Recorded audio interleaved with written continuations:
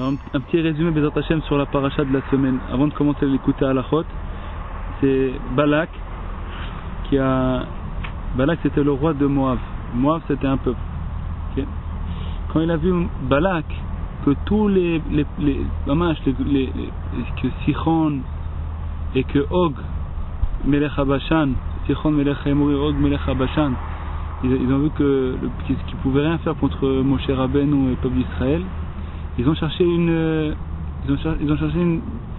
comment faire pour combattre le peuple d'Israël. Ils n'avaient aucune force contre le peuple d'Israël. Ils savaient que si Sichon et Og, que c'était une très grande puissance, ils n'ont pas réussi contre Hashem Yitbarach, contre le peuple d'Israël, contre Moshe Rabbeinu. Donc ils commençaient à avoir très peur. Okay? Très peur. Pourquoi? Sichon et Og Melech HaBashan, c'était deux rois qui descendaient des anges qui sont tombés du ciel. Quand Hashem il a créé le monde, il y avait des anges qui se sont mis contre à la création du monde, et ils ont dit à Hashem Yitbarach, pourquoi tu vas créer le monde? Okay? Alors il a dit à Hashem, vous avez, est-ce que vous voulez descendre voir comment non, ils ont dit que les gens les hommes ils vont fauter. Alors Hashem il dit, croyez-vous que vous, si vous descendez dans le monde, vous n'allez pas fauter? Alors, ils ont été d'accord de descendre pour se faire éprouver. Et quand ils sont descendus dans le monde, ils ont vu les femmes qu'il y avait, ils ont voulu se marier, ils sont tombés encore plus. Et de cette liaison qu'il y avait entre ces anges-là et les femmes, ils sont descendus Sichon, Ken et Og, Melech HaBashan. Et c'est des hommes qui en réalité c'était des enfants d'anges. Et ils étaient immenses, ils étaient très très forts, vraiment spirituellement, et ils avaient une très grande puissance en eux. Et malgré tout, Moshe Rabbeinu avec sa prière et le peuple d'Israël, ils ont réussi à les combattre et à les vaincre. Donc quand Balak il a vu tout ça, il commence à avoir peur. Il a cherché comment on va faire contre Moshe Rabbeinu. Il s'est rappelé que Moshe Rabbeinu il était chez Yitro. Yitro il habitait à Midian. Donc il savait que Moshe Rabbeinu il a passé 40 ans chez Yitro qui était à Midian. Et il a dit on va aller chercher, on va aller à Midian. Même qu'eux en vérité ils détestaient Midian et Moab, c'est deux peuples qui se détestaient tout le temps. À partir du moment où ils ont vu qu'ils n'avaient plus le choix, ils étaient obligés d'aller demander un conseil d'eux, puisqu'il a grandi chez eux, Moshe Rabbeinu. Donc on va voir d'où vient sa force, comment on va faire pour combattre, comment on peut réussir à le combattre. Donc ils sont partis demander à Midian. Midian, ils leur ont dit, vous savez, la force de Moshe, c'est que dans sa bouche. C'est sa bouche, la force de Moshe c'est sa bouche. Elles ont dit, top, si Moshe sa force est dans la bouche, on va amener quelqu'un que sa force elle est aussi dans la bouche. C'est qui? Hashem il a donné un prophète au peuple, c'était Bilham. Bilham il a tiré sur lui la prophétie, la divinité sur lui, mais lui il l'amenait pas du côté de la sainteté, il l'amenait du côté de l'impureté. Il l'amenait sur lui avec toutes les sortes d'impureté, toutes sortes de fautes qu'il faisait. Il arrivait à amener sur lui la divinité d'Hachem. Il avait une grande sagesse, comment faire pour pouvoir amener la divinité sur lui. Okay? Et tout ce qu'il disait, Balak il arrivait à convaincre Hachem d'accepter avec lui, d'être d'accord avec lui. Donc s'il bénissait quelqu'un, cette personne était bénie. S'il maudisait quelqu'un, cette personne elle était maudite. Donc Balak il a dit top, très bien, si c'est comme ça on va aller demander à Balak, peut-être que lui on a une chance avec lui. Top, ils sont partis chercher Balak. Au début il voyait que Hachem il voulait pas, donc il savait que c'est pas possible de convaincre Hachem, donc il a dit je peux pas. Après ils sont revenus redemander. Béhémet lui il a essayé encore une fois de convaincre Hachem, et Hachem a dit vas-y va avec eux. Donc il est parti avec eux, mais il dit sache que toi tu pourras pas tu pourras pas dire ce que tu veux. Ce que moi je te dirai de dire, tu diras. Donc il a essayé quand même, puisque lui il voulait encore plus maudire le peuple d'Israël, encore plus que Balak il voulait. Balak il détestait encore plus le peuple d'Israël que Balak. Donc il a été avec Balak et il a essayé de maudire le peuple d'Israël. Comment il faisait Bilam? il attendait la seconde où Hachem il se mettait en colère, parce qu'il y a une seconde où Hachem il se met en colère. Donc Hachem quand il se mettait en colère, donc il devrait être d'accord de maudire. Il attendait cette seconde-là pour pouvoir maudire à ce moment-là, et comme ça Hachem il serait d'accord avec lui, il accepterait cette malédiction, et Chas v'Shalom, ça aurait pu amener beaucoup de mauvaises choses sur le peuple d'Israël. Maintenant, ils nous disent Chachamim, des malédictions de Bil'am, des bénédictions de Bil'am, tu comprends qu'est-ce qu'il avait dans sa tête et quelques malédictions il voulait faire sur le peuple d'Israël. Parce que lui, en vérité, il voulait maudire, et Hachem, il a fait un miracle, il n'a pas laissé maudire. Donc il lui a mis dans sa bouche des bénédictions. Mais quelle bénédiction il lui a mis dans la bouche, Hachem? Le contraire de la malédiction qu'il voulait maudire le peuple juif. Alors, Bezrat Hachem Yitbarach. Là, après tout ça, quand il a essayé de venir et tout, il a essayé de maudire, et il n'a pas réussi à maudire le peuple d'Israël. Vaïsa Meshalo Vayomar Minaram Yancheni Balak Melech Moav Marare Kedem Lecha Arali Yaakov Ulecha Zoama Israël. Il dit Bil'am Ma Ekov Lo Kaboel ou Ma Ezom Lo Zaam Hashem.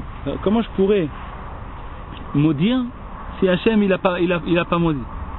Comment je pourrais mettre en colère Hachem contre ce peuple si Hachem il se met pas en colère? C'est-à-dire que lui il attendait la seconde. Mais tout ça c'était avec la force de Moshe Rabbeinu. Rabbi nous explique dans l'écouter à la Chot que tout ça vient de la force de Moshe Rabbeinu, que Moshe Rabbeinu il avait une force immense et qu'il a pas laissé Hachem se mettre en colère contre le peuple. Tout le temps où Bilam il essayait de maudire le peuple, Moshe Rabbeinu il a pas laissé Hachem se mettre en colère. À chaque fois, il priait pour le peuple d'Israël, et à chaque fois, il faisait un pidyon. Moshe, il se trouve entre Shmad et Ratzon. Shmad, c'est la colère, c'est quand la personne elle a Shmad. Shmad, ça veut dire quelqu'un qui détruit, c'est Shmad, c'est quelque chose de la plus grave. C'est le contraire de Ratzon. Ratzon, c'est quoi? C'est la volonté. La volonté, l'amour avec le peuple d'Israël, avec Hachem Yitbarach. Ça c'est Ratzon. Ratzon, c'est quand le peuple d'Israël ils veulent faire la volonté d'Hachem. C'est Ratzon, quand Hachem il veut rapprocher le peuple d'Israël. C'est le Ratzon. Et le contraire de Ratzon, c'est Shmad. Shmad, c'est tout le contraire. C'est quand Chas v'Shalom, il y a un Shmad, quand le peuple d'Israël il s'éloigne et que Shmad. Et Moshe, il se trouve entre Shmad et Ratzon. Comme ça. Et Rabbeinu il dit dans l'écouté Moharan, Shmad c'est Shin Mem Dalet, c'est les lettres Shmad en hébreu, c'est Shin Mem Dalet, et après ça, Ratzon c'est Shin Mem Vav. Shin Mem Vav, ça veut dire, il y a en hébreu, il y a Dalet, après il y a E, après il y a Vav. C'est les trois lettres qui se suivent. Okay? Dalet, E, Vav.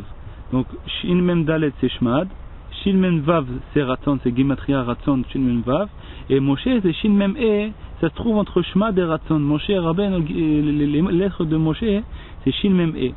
Pourquoi il se trouve entre Shmad et Ratzon? Pour pouvoir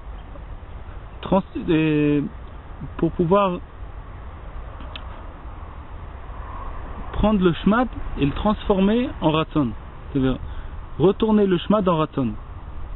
Ça c'est Moshe Rabbeinu.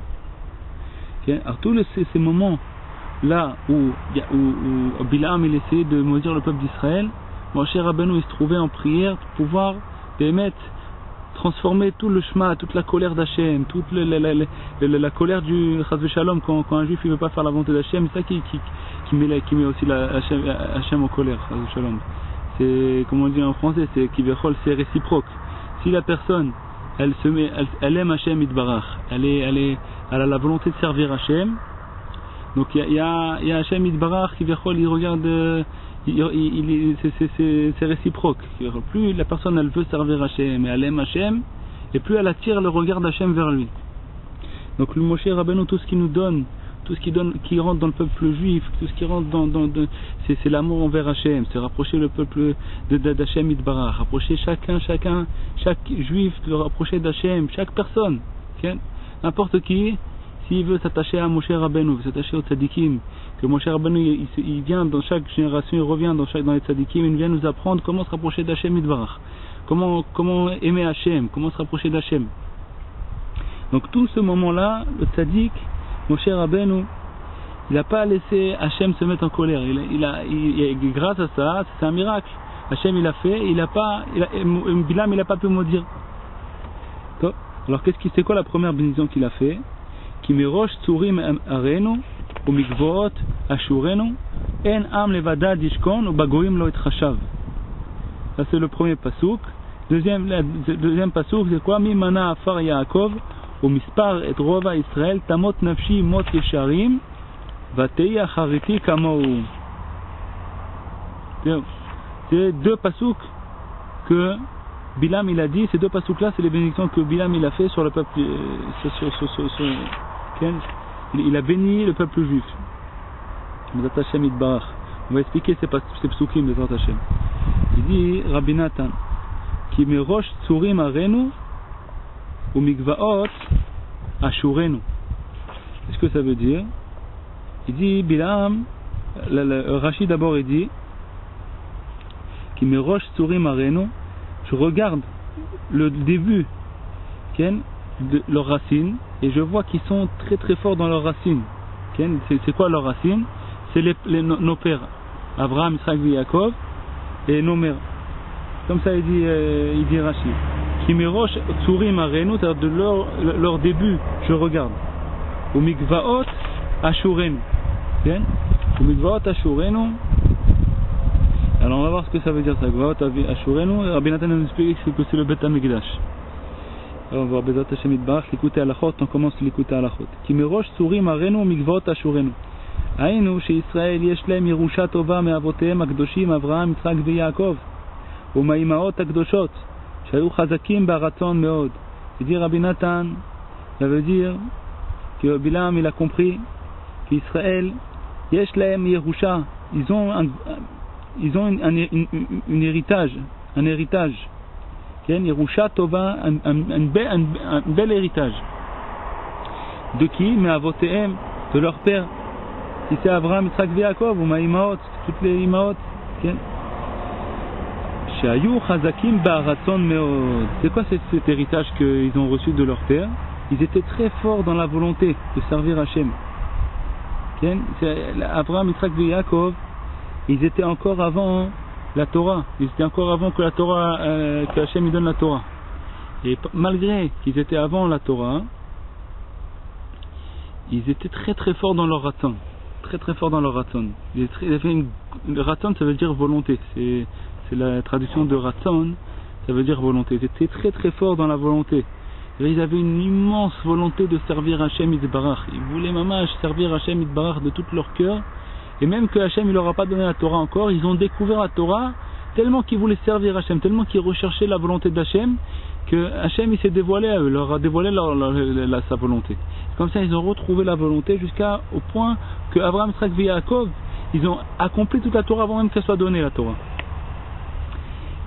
Qui kol avodat Abraham vechol avod vaimaot ayarak ratzon tov. C'est tout le service de Abraham et de tous les pères, Yitzhak et Yaakov et des mères. C'était rien que la volonté, une immense volonté, ratzon tov, une bonne volonté. Qui azaya kodem kabbalat Torah, vaya kol etkarvutam l'Hashem yitbarak al yedei haratzon, unetivat lev kemo shekatuv b'mkom acher. Tout leur service, tout leur rapprochement d'Hachem, c'était grâce à leur volonté. Qui mamash, ils voulaient servir Hachem, ils voulaient donner à Hachem. Donc tellement qu'ils voulaient, c'était ça l'essentiel de leur service, c'était la volonté. Grâce à ça, ils ont accompli toute la Torah par rapport à leur volonté. Ils ont amené dans le monde la foi dans Hachem, la foi sainte dans Hachem. Ha'emunah kdosha ba'olam. Sha'akol mitnaeg birtsono yitbarach. C'est quoi la foi qu'on a dans Hachem? Il dit Rabbi Nathan que tout se dirige d'après la volonté d'Hachem. Tout ce qui se passe dans le monde, c'est la volonté d'Hachem. Rien qui peut se faire dans le monde sans que Hachem il a décidé. Et c'est marqué que personne ne peut pas se couper le doigt, Chas v'Shalom, c'est une coupure ou quoi, sans qu'Hachem il a décidé avant. Faut que pour que la personne elle lui arrive un truc, c'est Hachem qui a décidé, ou alors que ce soit en bien, que ce soit en mal ou que ce soit en bien. Tout ce qui se passe dans le monde entier, c'est rien que la volonté d'Hachem. C'est Hachem qui décide comme ça, Hachem qui décide comme ça.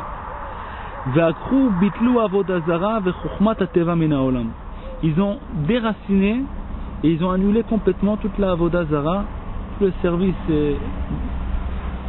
zara extérieur. Ça veut dire qu'il n'y a pas service d'Hachem. C'est quoi la avoda zara? C'est quand quelqu'un il sert quelque chose d'autre qu'Hachem Yitbarach. Non, nous on doit servir rien qu'Hachem. On doit rien servir d'autre qu'à part Hachem. Hachem c'est lui le roi, c'est lui la force de toutes les forces, c'est lui la puissance de toutes les puissances. Tout ce qui se passe dans le monde, toutes les forces qu'il y a dans le monde, c'est rien que des serviteurs d'Hachem. Hachem il les a créés, Hachem il les manipule, Hachem il leur donne la force. Sans qu'Hachem leur donne la force, ils n'ont aucune force. Il n'y a rien dans le monde qui a une force sans qu'Hachem Yitbarach il leur donne cette force. Donc on n'a pas besoin, on n'a pas le droit de servir une force extérieure à Hachem. Et la Avoda Zara, c'était des gens qui se croyaient en Hachem. C'était pas des idiots. Bilam, c'était pas il faisait de l'idolâtrie, mais c'était pas des gens idiots, ils n'étaient pas bêtes, ils croyaient pas dans un arbre, ou dans une statue. Qu'est-ce qu'ils avaient? Ils avaient une très grande sagesse. Ça s'appelle pas sagesse, en France on dit ça sagesse, mais ils avaient une grande intelligence, ils avaient des connaissances immenses qui pouvaient ramener la volonté d'Hachem dans un morceau de bois, et après ça servir ce morceau de bois parce que ils ont réussi à amener la puissance divine dans ce morceau de bois. Il avait ce morceau de bois une force mamache de faire des choses, toutes sortes de choses. Et eux ils servaient ce morceau de bois comme si que ce morceau de bois maintenant, puisque ce morceau de bois ils ont amené dessus la puissance divine, donc ce morceau de bois il fait des miracles, donc on doit servir le morceau de bois. Mais chaz ve shalom, ça c'est pas la emuna. La emuna, nous on sait que rien qu'Hachem on peut servir Hachem. Rien qu'Hachem, c'est lui qui décide tout, c'est lui qui a donc tout ce qui est en dehors du service d'Hachem direct, s'il y a chaz ve shalom quelque chose qui se met entre Hachem et moi, et ben ça c'est de la avoda zara. C'est ça qui fait le tzaddik. Le tzaddik qui nous rapproche à Hachem et nous dévoile que rien qu'Hachem, il nous sort du shmad, il nous rentre dans le ratson. Que tout ce qui se passe dans le monde, c'est rien qu'Hachem qui fait. Il n'y a rien d'autre qu'Hachem. Il n'y a rien d'autre qu'Hachem qui. Par exemple, aujourd'hui on ne croit plus dans les morceaux de bois, dans les trucs. Mais il y a, par exemple, l'argent. L'argent elle est fort. Elle a une force. C'est-à-dire que quelqu'un il peut croire dans l'argent, il dit ça, c'est ça qui va me rendre ça. On voit qu'avec l'argent on peut tout faire, on peut acheter, donc l'argent elle a une force. Donc on doit servir à l'argent. On doit faire tout pour avoir l'argent. C'est elle qui va me donner la force. Et là on voit que c'est faux. C'est pas l'argent qui va te rendre riche. Quelqu'un il peut avoir des milliers, des millions, des milliards même, et elle peut être pauvre, complètement pauvre. Elle a rien. Ça le rend encore plus pauvre parce que plus il en a, et plus plus il est pauvre parce qu'il veut encore plus. Donc il lui manque encore plus. Avant d'avoir, il lui manquait rien. Donc tu l'as donné à et quand même il y a une histoire. Une fois, il y avait quelqu'un je crois que c'était un roi ou quelqu'un de riche, et il se baladait, il se baladait comme ça, il entendait des gens qui chantaient, qui étaient contents et tout. Il voulait savoir qu'est-ce que c'est ça, pourquoi ils sont contents ces gens-là. Il frappe la porte, il rentre, il voit une Seouda, les gens ils chantent, Shabbat, ils chantent, ils sont heureux et tout. Il dit qu'est-ce que tu fais? Il dit moi je travaille, je suis un cordonnier, je travaille toute la semaine, avec ce que je gagne de la semaine on n'achète pas grand chose, tout ça. Il vient le Shabbat, on fait une Seouda et tout. Il dit top, très bien. Il dit écoute, moi je veux que tu viennes après Shabbat, je veux que tu viennes direct chez moi là, au royaume, je vais te donner quelque chose. Il dit ok, il est parti chez le roi, et le roi il a donné un trésor comme ça, avec plein d'or dedans et tout, et il a donné un cadeau. Il rentre chez lui, il pose le trésor et tout, et puis top, le roi après quelques temps, 2-3 mois après, il va aller revoir cette personne là qui lui a donné le trésor. Il passe le Shabbat, il n'entend plus rien. tout calme, il n'entend plus rien. Il frappe à la porte, il dit qu'est-ce qui se passe? Il lui dit où est-ce qu'elle est la Séouda? Où est-ce que c'est ça? Il dit non, mon mari il peut plus faire la Séouda, il travaille toute la journée. Il est enfermé dans son truc, il fait des chaussures toute la journée, il fait des chaussures. Alors il frappe à la porte devant le mari, il dit qu'est-ce qui se passe? Avant que je te donne le trésor, t'étais heureux, t'avais rien. Tous les Shabbats, tu faisais un kiff, il y avait des chants, des trucs et tout. Maintenant je te donnais le trésor. Il dit écoute, depuis que tu m'as donné ma boîte avec le trésor, tu m'as donné moitié pleine. Moitié vide, moitié pleine. Depuis, je dis c'est pas possible que je laisse moitié pleine. Il faut que je la remplis entière là. Il faut que la boîte, il faut que je la remplis. Alors là on comprend vraiment que c'est pas l'argent qui rend riche la personne. Plus elle en a, et puis il manque à la personne encore plus. Donc on voit Bémet que ça c'est la Avodah Zara. Bémet, la personne doit savoir Bémet l'argent, ça a une force. Mais c'est Hachem qui donne cette force. La personne elle va Bémet, si elle veut acheter, maintenant elle veut aller acheter pour Shabbat, elle a besoin de ce qu'elle a besoin pour aller faire les courses, tout ça, ok. Alors c'est Hachem qui te donne cet argent. C'est Hachem qui te donne, qui peut te réjouir. C'est-à-dire que si tu vas recevoir ton argent et tu vas avec te réjouir, tu vas te rapprocher d'Hachem, tu vas être content, tout ça. Donc Bémet, c'est une force que Bémet c'est Hachem qui a donné. Donc tu dois savoir que c'est Hachem qui donne cette force et avec t'en servir pour le bien. Okay? Mais si Chas Shalom, tu crois en la force de l'argent tout seul, comme si que ça n'a rien à voir avec Hachem. Hachem il est au ciel et l'argent c'est une force à séparer. Et moi il faut que j'ai beaucoup d'argent pour me sentir sûr, pour me sentir puissant, pour avoir de la puissance, tout ça. Plus tu vas servir l'argent, plus tu vas vouloir en avoir, plus c'est de la Avodah Zara, plus tu vas en vérité tu vas t'éloigner d'Hachem, tu vas servir encore plus. Okay? Ça c'est la Avodah Zara. Qu'est-ce qu'ils ont fait? Abraham, Yitzhak et Yaakov, ils ont annulé toute la Avodah Zara. Ils ont dévoilé que rien qu'Hachem, on sert que Hachem Yitbarach, on sert personne d'autre qu'Hachem Yitbarach, aucune force. Vezeu ki merosh tzurim arenu. Prinat Tsur Levavi Vechelki Elohim Le'olam. Ça veut dire quoi Tsur? Il dit Rabbi Nathan, marqué dans le pasuk, Ki Merosh Tsurim Arenu, de la tête de Tsurim Arenu. Il dit, comment il explique ça Rabbi Nathan? C'est quoi Rosh Tsurim? Tsurim, il dit Rabbi Nathan, Tsur, ça veut dire Ratzon. Tsur, ça veut dire Ratzon. Il amène un pasuk. Prinat Tsur Levavi Vechelki Elohim Le'olam. Ratzon, c'est quoi? C'est la volonté. De servir Hachem, Tsur, la volonté. Chez Zéo Prinat, Tsur Levavi, la volonté de mon cœur, Vechelki et ma part, Elohim Leolam, c'est Hachem. Donc on voit de là, Rabbi Nathan vient nous apprendre que Tsur, ça veut dire Ratzon, ça veut dire ma volonté. Et donc on a quand même Merosh Tsurim Arenu. J'ai vu leurs racines, c'est quoi leurs racines? Qu'ils ont reçu un héritage de leur père, la volonté. C'est ça, c'est leur héritage. Comme leur père, ils étaient très forts dans la volonté de servir Hachem. Eux aussi, ils ont reçu ça en héritage. C'était au Prinat Retzon Tov L'Hachem Yitbarach, la volonté de servir Hachem. Vezeo Mikvaot Ashurenu, Prinat Givaat Alevona, Prinat Gdushat Abet Amikdash, Shesham Ikar Ahava Varatzon, Ben Israël Aviem Shebashamayim, Prinat Toho Ratzuf, Ahava Vechule. Il dit, Rabbi Nathan, il explique c'est quoi la suite du pasuk. Kim Rosh Tsurim Arenu, on a dit c'était Rosh Tsurim, c'est l'héritage qu'on a reçu de nos pères, c'est la volonté. Au Mikvaot, c'est quoi? C'est le Bet Amikdash, qui est aussi le Bet Amikdash, c'était l'amour qu'il y a entre le peuple d'Israël et Hachem Yitbarach. Donc il a vu que la volonté du peuple juif, elle est immense pour se rapprocher d'Hachem, ils ont reçu ça en héritage. La suite du pasuk. En am levadad ishkon ou bagoyim lo itrashav. C'est un peuple qui est seul, il se tient seul, il vit seul. Ou bagoyim lo itrashav, et dans les goyim il ne va pas se considérer, il ne va pas considérer. Qu'est-ce que ça va nous apprendre, Bezat Hashem Yitbarach, d'après Rabbi Nathan? En am levadad ishkon. Il dit Rabbi Nathan, en am levadad ishkon, c'est qu'il se trouve tout seul. Aïnou she'em am kadosh kaze she'shochnim levadad. She'em mekaimim lech ami bo bechadarecha uzgord latecha ba'adecha chavi kimatrega ad ya'avor za'am. Il dit c'est quoi? C'est la hitbodedut. Am levadad ishkon, il se trouve tout seul, ça veut dire il s'isole. C'est-à-dire il accomplit. Mon peuple, rentre dans ta chambre et ferme la porte. C'est marqué dans Ishaïa le pasuk. Rentre dans ta chambre et ferme la porte. Chavi qui matrega, pas attends une seconde. Ad Ya'avorzam, jusqu'à que la colère elle passe.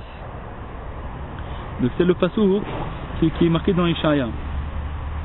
She'em mitbodedim benam leben konam veshofrim sichatam lefanav bechol pam vechojvim bechol yom al acharitam besofam acharon. Ça veut dire, Rabbi Nathan dit que qu'est-ce qu'ils font le peuple, pourquoi, qu'est-ce que lui en vérité, Bil'am, il voulait les maudire sur ça. Ça veut dire, il voulait se moquer d'eux. Il veut dire, qu'est-ce que vous faites vous avec votre volonté? Vous croyez que votre volonté ça vaut quelque chose? C'est ça qu'il voulait leur dire en vérité. Et Hachem il a transformé sa malédiction en bénédiction. Ça veut dire, lui il voulait maudire sur ça, sur que Bémet il n'y a aucune volonté, aucun amour entre Hachem et le peuple d'Israël. C'est ça que Bilam il voulait maudire. Hachem il a transformé. De ces bénédictions tu comprends les malédictions qu'il voulait te faire. Maintenant il dit la même chose là sur la Hitbo des doutes. Il voulait se moquer, qu'est-ce que ça vaut que toi tu vas vouloir servir Hachem et que tu vas rentrer dans ta chambre et tu vas penser à te rapprocher d'Hachem.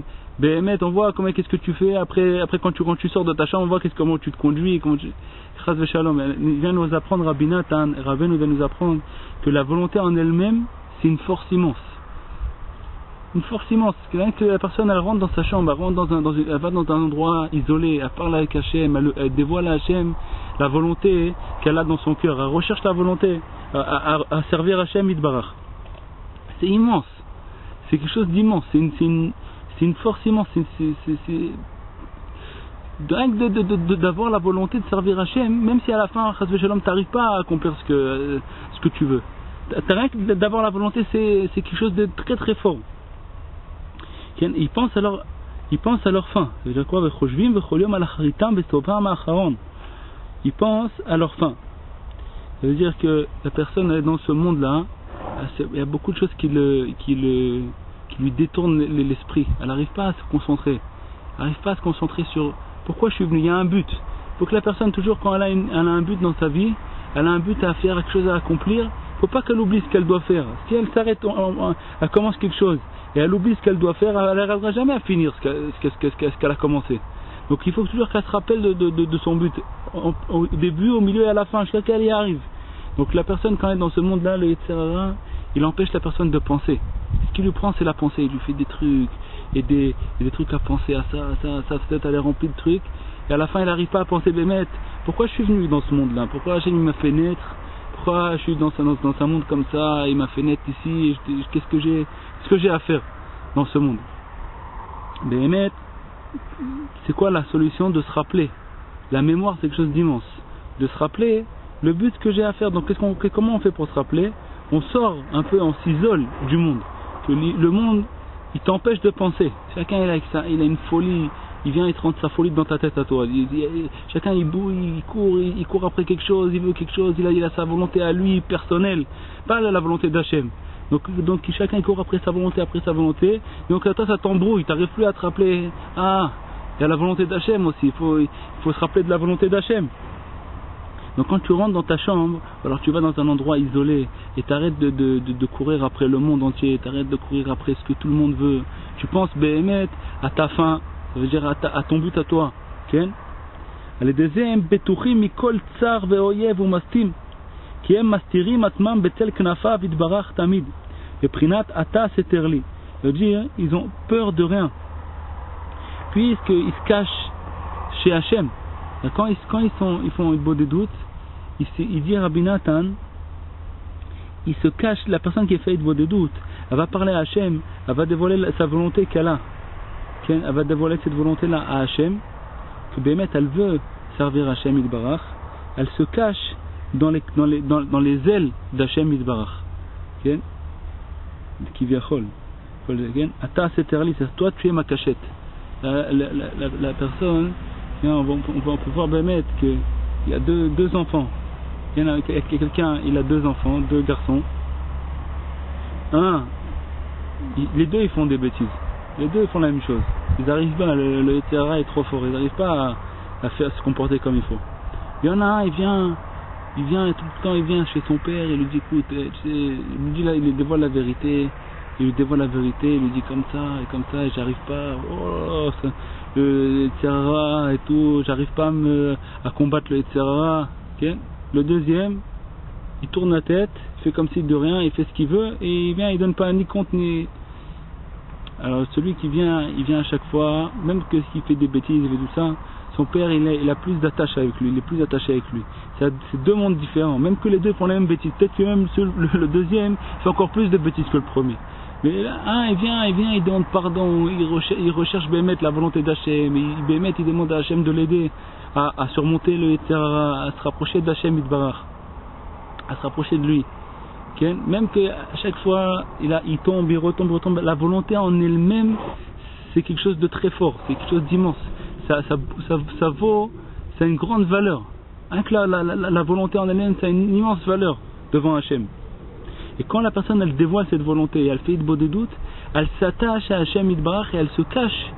Hachem c'est sa cachette. Il est comme ça, il dit Rabbi Nathan, Ata c'est Terli. C'est toi qui es ma cachette. C'est-à-dire qu'après le Yetzer Hara il vient, et tout ce qui peut venir sur la personne, tout ça, c'est quoi ma cachette à moi? Moi je fuis chez toi, c'est toi ma cachette. Shezeu Prinat Vaishkon Israël Betar Badad Aen Yaakov. Betar Badad Aen Yaakov. Prinat Ki Ata Hashem Levatar Laveta Toshiveni.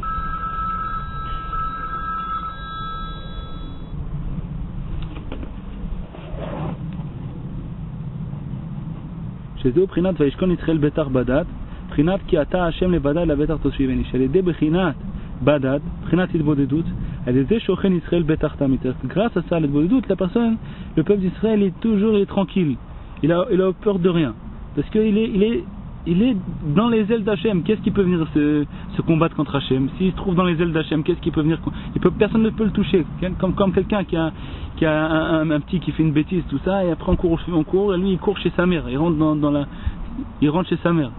Il rentre comme ça, il s'attache. Qu'est-ce qu'il peut toucher? Il se sent sûr. La même chose. Quand un juif il rentre dans sa chambre, il ferme la porte pour faire Idbo des doutes, c'est comme si qu'il s'attache à Hachem, il rentre dans les ailes d'Hachem. Hachem c'est sa cachette.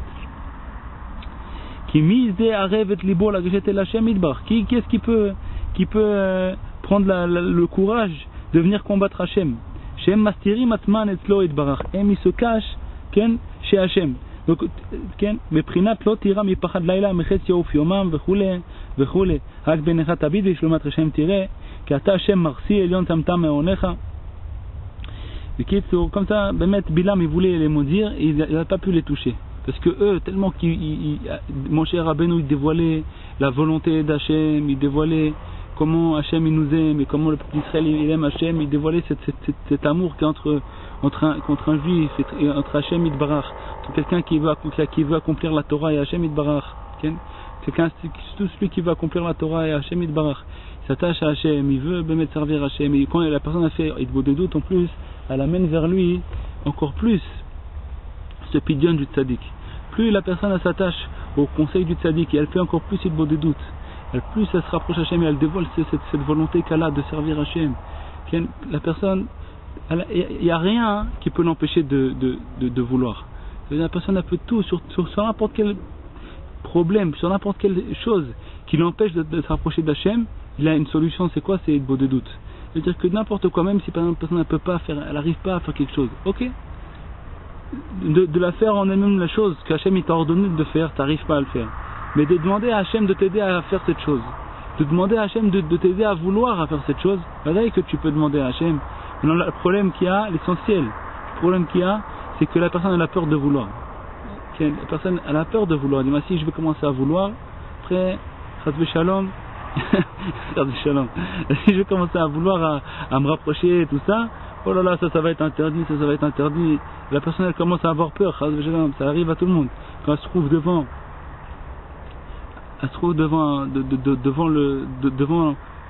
Hachem Yitbarach, elle a peur de se rapprocher. Elle a peur de commencer à vouloir. Il dit ça aussi, tu peux prier à Hachem. Hachem, j'ai peur de vouloir. Dis la vérité à Hachem. J'ai peur de vouloir. Aide-moi à plus avoir peur de vouloir. Enlève-moi cette peur que j'ai de vouloir. Arrête, de se rapprocher de toi, c'est la chose la plus belle qui existe. Ça, tout le monde le sait. Donc, Bémet, comme je sais que la plus belle des choses qui existent au monde, c'est quoi? C'est de se rapprocher de toi. Alors aide-moi Bémet à arriver à accomplir cet acte-là, de se rapprocher de toi encore plus. De n'importe quelle chose qui l'empêche de se rapprocher d'Hachem, il prie sur ça, il demande, il dévoile sa volonté que lui, Bémet, il veut combattre le Yetzer Hara. si Bémet à la fin elle n'a pas réussi à combattre les Yetzirah, au moins quand, après 120 ans Bezrat Hashem, au moins il a un sac rempli de prières. Il a dit à Hashem, j'ai demandé, je voulais Bémet. C'est marqué dans la Gemara Brachot, c'est marqué, c'est la halakha.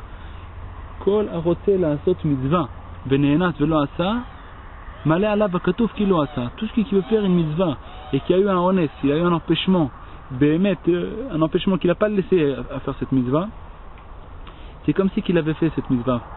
C'est Kadosh Baruch Hu considère comme si qu'il avait mamash accompli la mitzvah. Et tout ça, ça vient nous apprendre que la volonté en elle-même, c'est quelque chose d'immense. Il y a marqué dans le Shulchan Aruch. Dans le Shulchan Aruch, il y a un halakha qui dit dans le Shulchan Aruch, quelqu'un qui se trouve dans un endroit où on n'a pas le droit de dire le Kriyat Shema. Par exemple, aux toilettes. La personne n'a pas le droit de dire Shema Israël aux toilettes. On n'a pas le droit de parler de Torah aux toilettes. Même de penser de Torah, on n'a pas le droit. Même de penser de Torah, on n'a pas le droit. Donc comment il fait? Il se trouve aux toilettes. Il dit dans le Shulchan Aruch, il pense au Kriyat Shema. Il dit comment c'est possible qu'il pense au Kriyat Shema? Même de penser, on n'a pas le droit de penser de Torah. Alors il explique, qu'est-ce qu'il fait? Il pense que oh là là, je suis aux toilettes et je peux pas dire Kriyat Shema. Ou Mitztaer, il dit dommage que je peux pas dire le Kriyat Shema. Il pense de ça, comme ça au moins, tu peux pas dire le Kriyat Shema, t'as pas le droit de dire le Kriyat Shema maintenant, t'es dans un endroit où tu peux pas, où t'as un empêchement, tu peux pas dire le Kriyat Shema. Malgré tout, dévoile ta volonté, il te dit le Shulchan Aruch même, dévoile ta volonté que tu veux accomplir le Kriyat Shema, que ça te fait du mal, que tu puisses pas accomplir cette mitzvah de Kriyat Shema. Qui aime samim me'onam vediratam, on a dit tout ça. Vezeu על ידי שעוסקים לסלק מחשבתם מכל ההבלים של זה העולם מבטל רצונם אליו יתברך. וזהו בגויים לא התחשב, ותרגום יונתן בנימוס הממיה לא מתערבים. Ça veut dire que quand la personne a fait התבודדות, tout l'essentiel de la התבודדות, c'est de se rapprocher de lui-même. La personne elle est éparpillée. Elle éparpille sa volonté de la personne, parce que la volonté de la personne, c'est en vérité, c'est lui-même. Il n'y a pas de différence entre lui et sa volonté.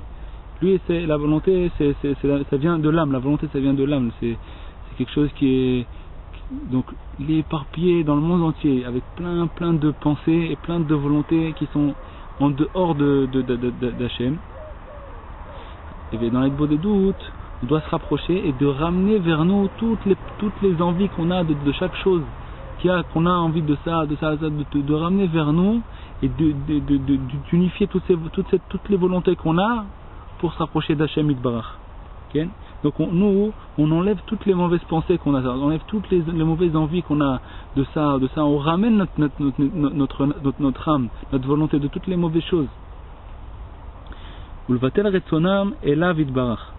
Et on annule toute notre envie vers Hachem.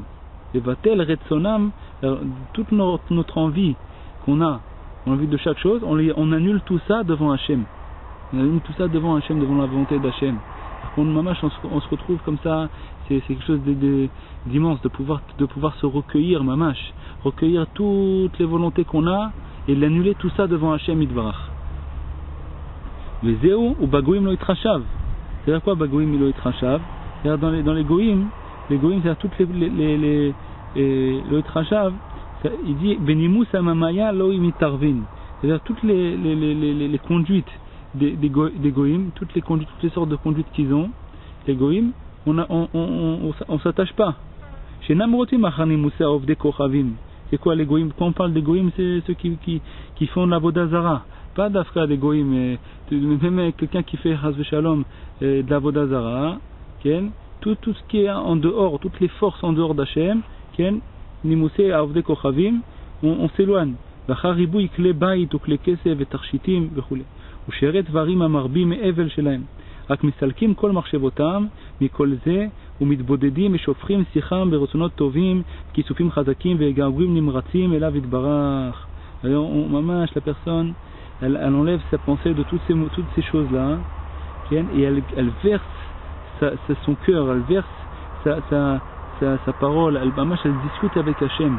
Elle raconte à Hachem combien elle a envie de servir Hachem,